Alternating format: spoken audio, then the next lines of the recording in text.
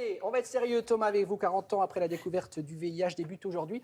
Et pour tout le week-end, une nouvelle édition du SIDAction, l'occasion pour vous, Thomas, de vous pencher sur plus de 3 décennies de communication dans la lutte contre le sida. Grâce à un expert qui s'appelle Gilles Masson. Alors Gilles Masson, c'est un éminent publicitaire, on connaît ici, parce qu'il nous a déjà donné plusieurs analyses, mais en plus, il a été président de Solidarité Sida et Solidaise pendant 12 ans, donc il connaît particulièrement le sujet. Avec cette nouvelle campagne pour le SIDAction et ce slogan que je trouve magnifique, on n'a jamais été aussi proche de jouir d'un avenir sans sida. Vous voyez, ça, celui qui a trouvé ça, on sent qu'il y a une formulation des mots, on n'a jamais été aussi proche de jouir d'un avenir sans sida. Alors, comment s'est passée la communication ? En gros, vous avez 3 étapes.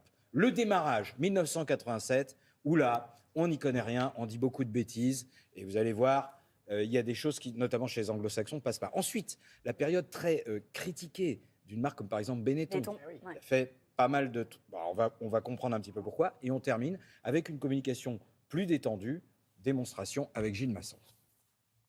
Bonjour Gilles. Bonjour Thomas. Alors comment démarre la communication contre le sida en France ? 1987. En 1987, première communication des pouvoirs publics, le sida ne passera pas par moi. Il court, le sida. On inquiète avec il court le sida, on rassure et qu'il ne passera pas par moi, donc information Minitel et préservatif. Ce qui est intéressant, c'est que le préservatif en 86 c'était encore interdit. Donc il a fallu changer la loi pour pouvoir faire cette communication. Et à l'étranger, alors ça se déroule comment ? À l'étranger, c'est totalement différent. Regardez, un exemple anglo-saxon qui a fait beaucoup parler, la grande faucheuse. Qu'est-ce qu'on voit ? On voit la mort qui va abattre absolument tout le monde. Il n'y a pas d'espoir. Et en gros, ça a créé ce qu'il y a de pire dans la réception, un effet de déni, un effet d'évitement, un effet de c'est pas pour moi. Et donc c'est exactement le contraire de ce qu'il faut faire. Ça fait flipper tout le monde. Alors il y a une marque qui a joué un rôle considérable, c'est Benetton. Très controversé, considérable parce que c'est une marque commerciale qui a décidé de faire des publicités sociétales. Ils sont passés d'abord par Kirby, la fameuse personne qui a eu le sida, qui est morte. Il y a une photo magnifique, type La Pietà, qui a été publiée, qui a fait déjà à l'époque un gros scandale. Ensuite, il y a eu le truc qui les a achevés, c'est HIV positive. On voyait des tatouages, un peu comme les juifs tatoués dans les camps nazis, des tatouages sur le corps et les lieux de transmission du sida physique. Et en fait, ça a choqué beaucoup de monde. Il y a eu, en gros, tous les franchisés qui ont eu moins de 30% de ventes. Et la phrase qui est restée, c'est « Pendant l'épidémie, les ventes continuent ». Ça a fait beaucoup de mal à Benetton. Et du coup, ils ont décidé de se racheter un peu. Oui, quelques mois après. Quelques mois après, absolument. Ils ont encapoté avec Act Up la Concorde avec un très beau préservatif rose. Et aujourd'hui, il y a plusieurs types de registres dans la communication. On va démarrer tout de suite par la France avec un spot qui vous a particulièrement marqué. T'as des capotes ? Non, mais c'est pas la peine, t'inquiète. Pinocchio, c'est très intéressant parce que c'est une illustration extrêmement comique qui parle à tous. Pinocchio, c'est presque un conte enfantin du fait que on dit qu'on n'a rien, mais en fait on a parce qu'on s'est pas fait dépister. Donc faites-vous dépister, c'est plus simple. Et pour terminer, vous m'avez parlé d'un spot américain qui montre qu'on a parcouru un certain chemin. La communication américaine est très drôle parce qu'on voit un homme qui va voir sa nouvelle conquête potentielle et qui montre son historique de conquête. Et quand elle lui demande « et c'est bon, t'es safe, tu t'es fait tester, j'en ai pas besoin », il y a une petite main derrière qui dit « si, moi j'ai eu une MST ».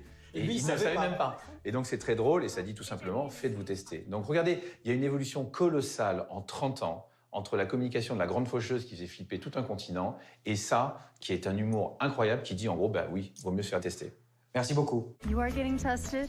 We're all getting tested.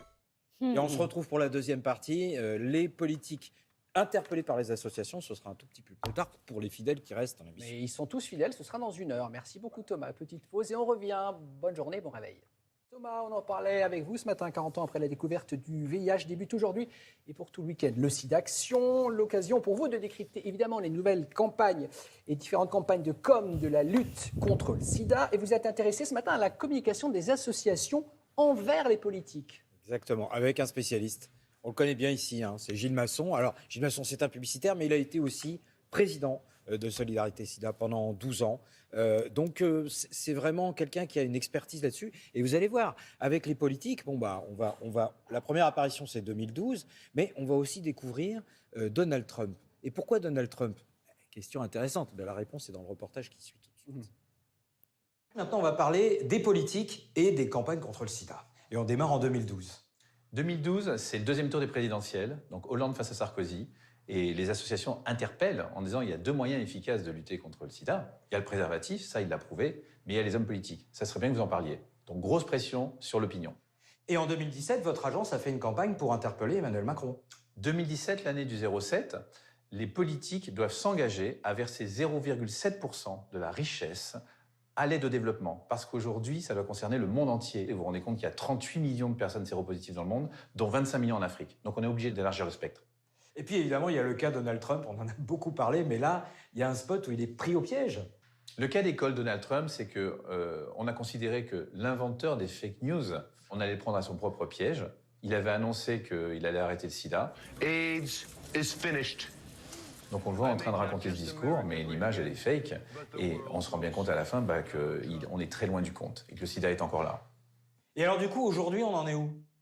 Regardez la dernière campagne politique, l'élection présidentielle. On voit Macron, Pécresse et Mélenchon de dos parce qu'ils ne font pas face au sida. C'est même plus dans les programmes politiques. Donc c'est une campagne inclusive qui montre que la maladie est devenue invisible vu que personne n'en parle plus. Et le politique doit en parler parce que regardez, aujourd'hui en France, il y a encore 173 000 personnes séropositives et il y a chaque année 5 000 personnes qui sont contaminées. Donc, il ne faut surtout pas s'arrêter. Et Gilles me faisait la confidence qu'en fait, ça suit exactement la trajectoire du Covid. C'est-à-dire qu'au départ, le sida, c'était le préservatif. Au départ, le Covid, c'était le masque. Après, c'était le dépistage. Le Covid, après, ça a été le dépistage. Et puis après, le traitement, les vaccins. Avec des impasses. Et donc aujourd'hui, on en arrive exactement comme le Covid qui sort complètement des radars, on n'en parle plus. Et le sida sort des radars et pourtant, vous avez vu les chiffres qu'ils nous ont donnés, il faut encore être vigilant. Donc, on n'a jamais été aussi proche de jouir d'un avenir sans sida, mais aussi proche, on n'y est pas encore. Il faut encore avoir les réflexes. Et on en parlera à 8h15 avec la directrice générale du SIDAction qui sera l'invitée d'actualité, Florence Thune. Merci Thomas. Petite pause et on revient. À tout à l'heure.